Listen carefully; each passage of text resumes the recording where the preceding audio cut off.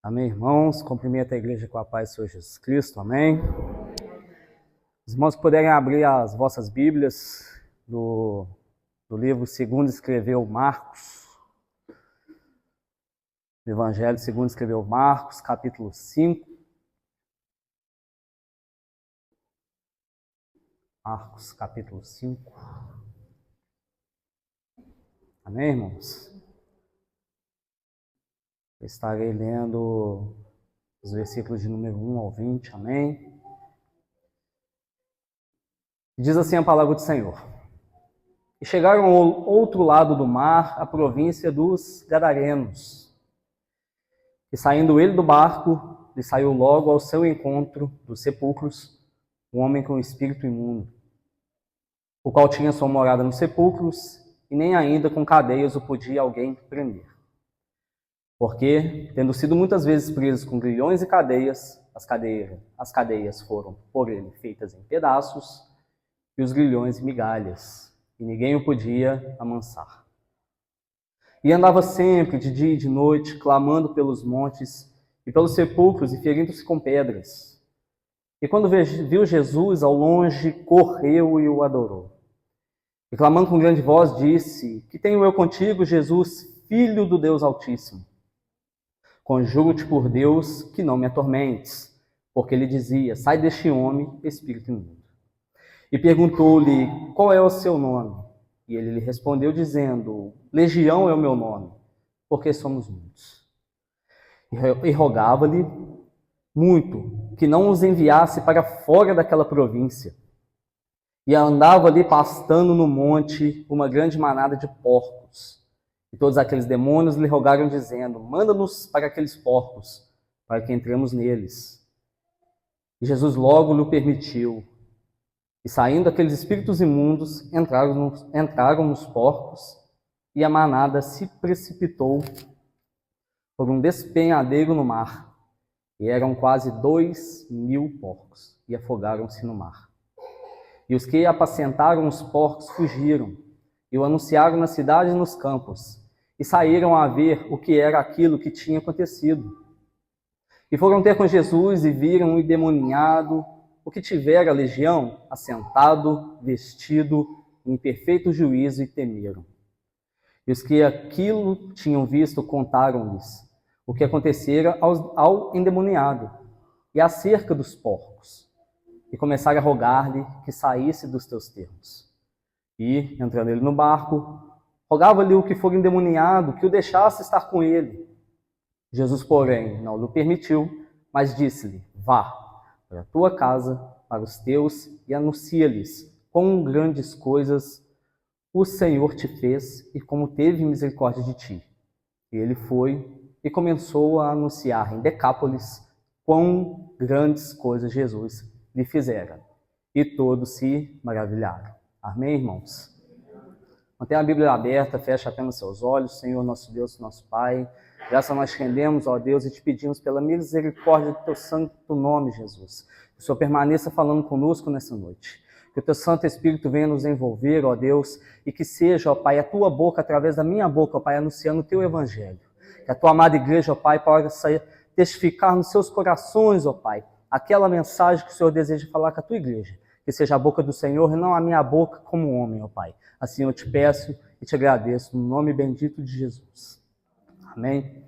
Irmãos, vemos aqui, no capítulo 5 de Marcos, o relato da libertação desse homem gadareno de uma legião de demônios que habitava sobre si.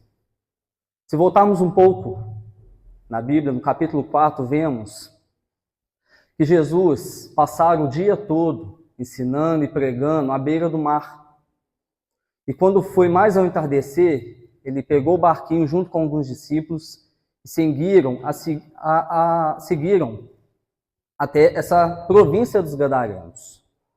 E para contextualizar para os irmãos, Gadara era uma cidade que pertencia a uma Decápolis, ou seja, eram 10 cidades juntas que formavam essa região. Gadara pertencia a uma região leste do Mar da Galileia, que dá em torno ali de mais ou menos uns 10 quilômetros de distância de onde Jesus estava e teve que atravessar.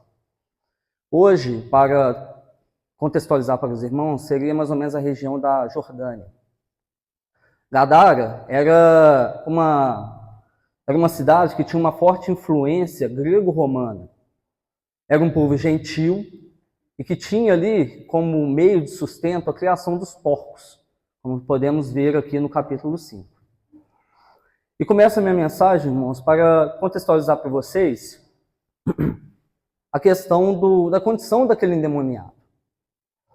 Como vemos no versículo 3 e 4, a Bíblia nos descreve que ele vivia em total isolamento, apartado, afastado, vivia entre os sepulcros.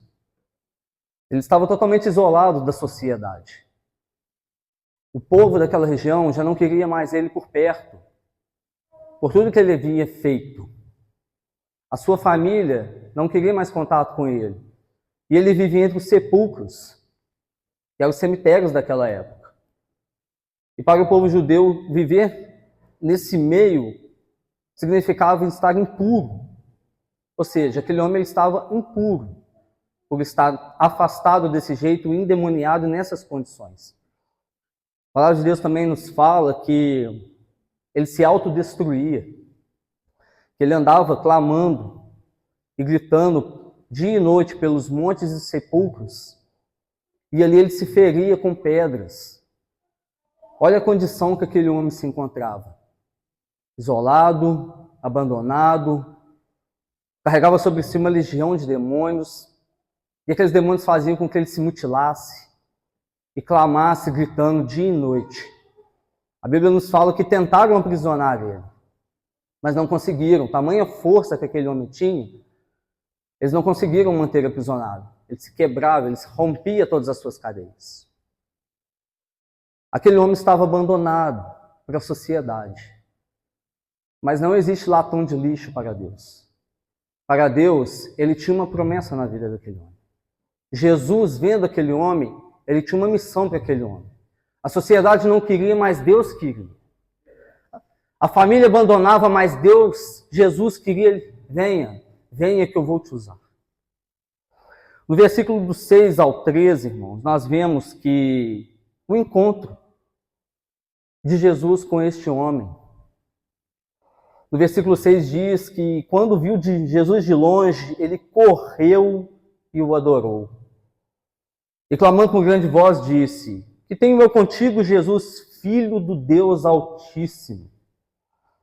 Aqui vemos, irmãos, que aqueles demônios reconheciam a soberania de Jesus. Eles sabiam com quem que eles estavam lidando. Imediatamente se prostraram diante de Jesus e clamaram ele, dizendo: o que tenho eu contigo, Jesus, Filho do Deus Altíssimo. Eles sabiam da divindade de Jesus. Eles sabiam do poder de Jesus que carregava sobre si. Eles sabem, irmãos, eles conhecem toda a Bíblia. De Gênesis capítulo 1, Apocalipse 22, eles conhecem. Eles sabem o início, meio e fim de toda a história. E quando Jesus se aproximou, eles simplesmente se prostraram, o adoraram e disse, reconhecendo: Jesus, Filho de Deus Altíssimo. E quantas vezes nós não conseguimos reconhecer isso em Jesus? Quantas religiões não enxergam Jesus como profeta ou como um simples homem? Aqueles demônios não, eles sabiam com quem eles estavam se lidando. E nós temos que saber qual Jesus que nós servimos. O Filho do Deus Altíssimo. Amém? Os demônios sabem do seu tempo. Eles reconhecem, irmãos, que haverá um fim para eles. No versículo 7 diz que... No versículo 7, e clamando com grande voz, disse: que tenho eu contigo, Jesus, Filho do Deus Altíssimo. Conjuro-te por Deus que não me atormentes. Eles sabem que haverá um tempo de tormenta para eles. Em Mateus 8:29, a mesma passagem está escrito: porque vem nos atormentar antes do tempo. Eles sabem o tempo que está destinado a eles, um tempo de juízo, um tempo onde eles serão julgados e lançados no lago de fogo do inferno. E eles sabiam que aquele ainda não era o tempo. Mas, irmãos, aqui começa a obra de Jesus na vida daquele homem. No versículo 10, rogava-lhe muito que os não enviasse para fora daquela província. E andava ali pastando no monte uma grande manada de porcos. E todos aqueles demônios lhe rogaram, dizendo: manda-nos para aqueles porcos, para que entremos neles. E Jesus logo lhe permitiu. E saindo aqueles espíritos imundos, entraram nos porcos, e a manada se precipitou por um despenhadeiro no mar. A Bíblia nos fala que aquele homem carregava sobre si uma legião de demônios, está lá no versículo 9. E a título de curiosidade, para os irmãos que não sabem, uma legião era um termo utilizado para determinar uma quantidade de soldados, guerreiros, e era em torno de 6.000 homens. Então imaginem só um homem carregando sobre si 6.000 demônios, o estado de calamidade que aquele homem se encontrava. Mas ao encontro de Jesus, começa o trabalho de libertação daquele homem.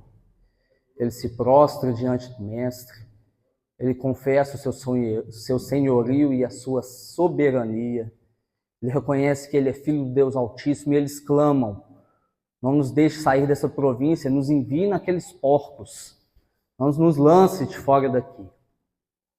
E assim Jesus fez, lançou-nos nos porcos, e aqueles porcos foram lançados despenhadeiro mar abaixo, e ali eles morreram. Irmãos, eu não sei o que você está passando nessa noite, eu não sei qual a sua situação, cada um sabe de si, mas eu clamo a vocês que entreguem a vida de vocês a Jesus. Porque o mesmo Jesus que libertou aquele homem que estava cativo, endemoniado, ele pode libertar você, seu filho, seu marido, sua esposa, não importa, dos vícios, das drogas, da dependência química alcoólica, da dependência de consumo de coisas adultas. Não importa qual cativo você se encontra, Jesus pode te libertar desse cativo. Só Ele pode te trazer essa libertação. Só Ele pode te trazer a paz que excede o entendimento. Jesus, o Filho do Deus Altíssimo. Amém, irmãos? E nós vemos uma transformação radical na vida daquele homem. No versículo 15, relata que foram ter com Jesus e viram um endemoniado, o que tivera legião, assentado, vestido, em perfeito juízo, e temeram.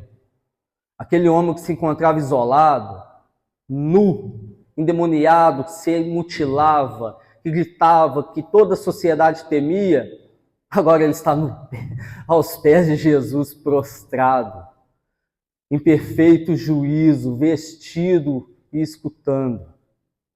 Olha só que libertação que aquele homem teve. Que obra que Jesus fez na vida daquele homem. E seguindo na leitura, diz também que ele gostaria muito, de seguir Jesus. Versículo 18. E entrando ele no barco, rogava-lhe o que fora endemoniado que o deixasse estar com ele. Aquele homem gostaria de seguir Jesus. Ele queria entrar no barco e seguir Jesus, acompanhar o Mestre, todas as suas viagens que ele realizava.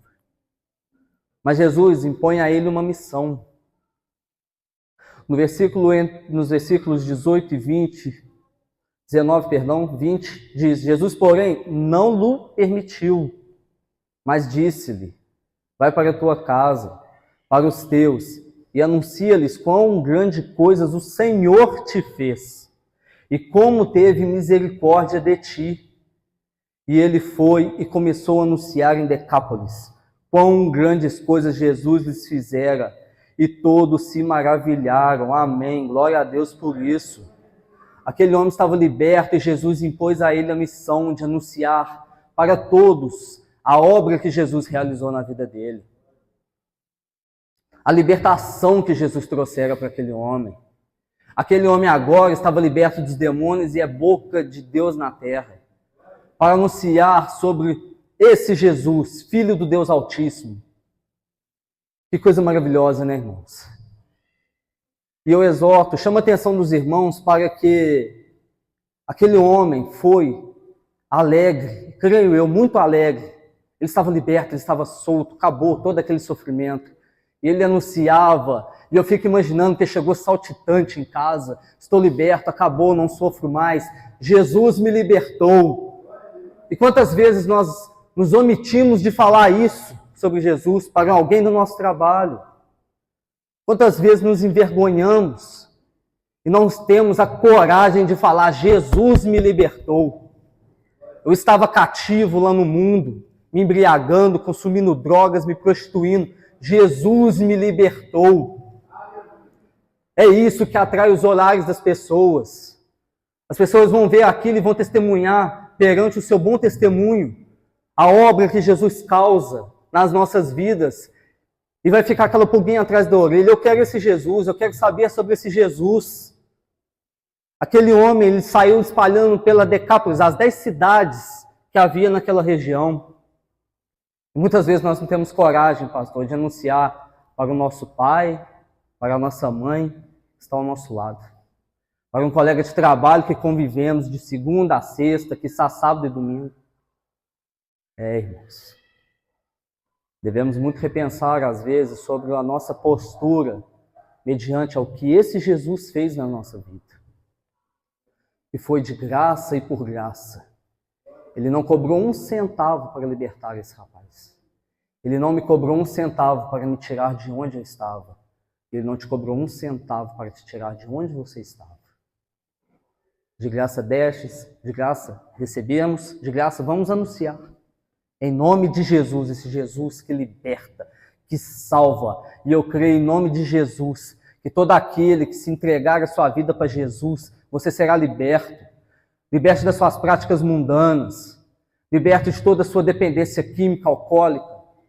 De toda jogatina, de todo vício em conteúdo adulto, eu creio no poder desse Jesus. Alguém crê nesse poder aqui, irmãos? Glória a Deus, aleluia. Devemos então, irmãos, primeiro, reconhecer o poder e o senhorio de Jesus Cristo, que muitas vezes deixamos de lado. Devemos aceitar a transformação que Jesus causa em nossas vidas e devemos testemunhar a graça de Deus nas nossas vidas, com alegria, com muita paz no coração e com muita gratidão a esse Jesus, Filho do Deus Altíssimo, que liberta os cativos que estão oprimidos. Amém, irmãos? É breve a mensagem, mas eu espero que o Espírito Santo de Deus tenha testificado no coração dos irmãos. Natan ou Bruna, por gentileza. Eu gostaria de chamar também o pastor para a gente fazer um momento de oração, um clamor ao Senhor. Em Mateus, só para encerrar, Mateus 11, 28 ao 30, Mateus 11, 28 ao 30, diz assim a palavra do Senhor: Vinde a mim, todos os que estáis cansados e oprimidos, e eu vos aliviarei. Tomai sobre vós o meu jugo, e aprendei de mim, que sou manso e humilde de coração, e encontrareis descanso para as vossas almas. Porque o meu jugo é suave e o meu fardo é leve.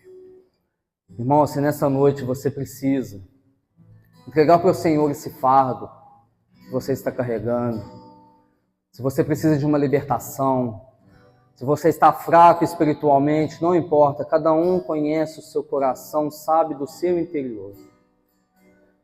Se levante, se prostre diante ao Senhor, e neste momento de louvor e adoração, se corrija com Jesus. Se entrega a esse Senhor. Se entrega a Jesus, Filho do Deus Altíssimo.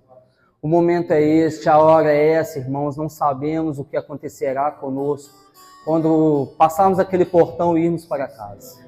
Só Deus sabe o momento que é chegado a nossa hora. Então não deixe para amanhã o que você pode fazer neste exato momento. Se entregar para esse Jesus. Se corrigir, libertar. Se não for para você, ore para alguém. Eu creio que tem um ente querido de vocês que precisa de uma libertação, que precisa sair da dependência do álcool, da dependência das drogas. que precisa se derramar o seu coração para Jesus, se entregar e ser liberto. Em nome de Jesus, eu creio no poder da oração. É por isso que eu peço ao nosso pastor José Luiz para direcionar esse momento de oração. Coloque a mão nos corações de vocês e clame ao Senhor.